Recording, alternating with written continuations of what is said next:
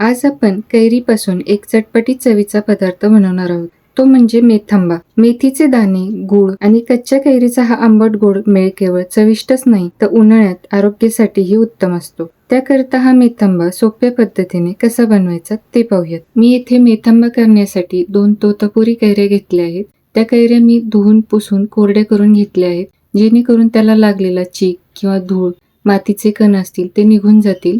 आता या कैरीचा पुढचा भाग चाकूने कट करून घेऊ। त्यानंतर ही कैरी शिलनीच्या साहाय्याने अशा प्रकारे शिलून घेऊ। अशा प्रकारे कैरीची शिलनीच्या साहाय्याने सर्व सालं काढून घ्यायची आहेत। त्यानंतर ही कैरी अशा पद्धतीने मी उभी चिरून घेतली आहे। त्यानंतर चाकूने याचे मध्यम आकाराचे तुकडे करून घेतले आहेत। अशा प्रकारे मी दोन्ही कैऱ्यांचे चौकोनी तुकडे करून त्यातील कोय बाजूला काढून टाकली आहे। आता एका कढईमध्ये 2 टेबलस्पून तेल टाकून त्यामध्ये पाव टीस्पून मोहरी तडतडली की पाव टीस्पून मेथी दाणे, अर्धा छोटा चमचा हिंग, 1 छोटा चमचा हळद टाकून थोड्याशा कैरीच्या फोडी टाकून हलवून घेऊ, जेणेकरून फोडणीतील हळद जळणार नाही। आता उरलेल्या सर्व कैरीच्या फोडी टाकून उन्हातल्याच्या साहाय्याने हलवून घेऊ।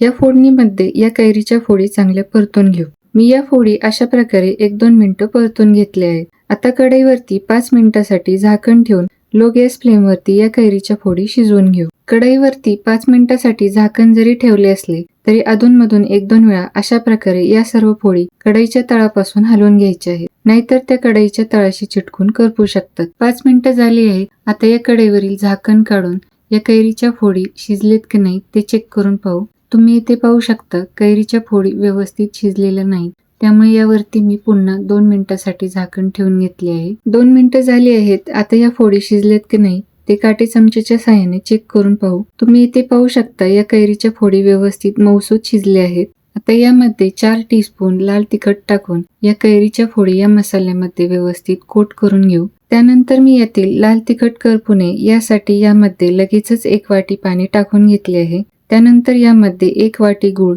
चवीनुसार मीठ टाकून हे सर्व मिश्रण उन्हातल्याने हलवून एकत्रित करून घेतले आहे। आता यानंतर कढईवर झाकण न ठेवता हे मिश्रण लो गॅस फ्लेमवर दाटसर होईपर्यंत शिजवून घ्यायचे आहे। हे मिश्रण इतपत दाटसर झाल्यानंतर गॅस बंद करून टाकायचा आहे। अशा प्रकारे चटपटीत चवीचा मेथांबा बनवून तयार आहे। तो थंड झाल्यानंतर मी एका काचेच्या बाउलमध्ये काढून घेतला आहे। हा मेथांबा अशा प्रकारे काचेच्या भांड्यामध्ये भरून फ्रीजमध्ये ठेवला तर 7-8 दिवस चांगला टिकतो।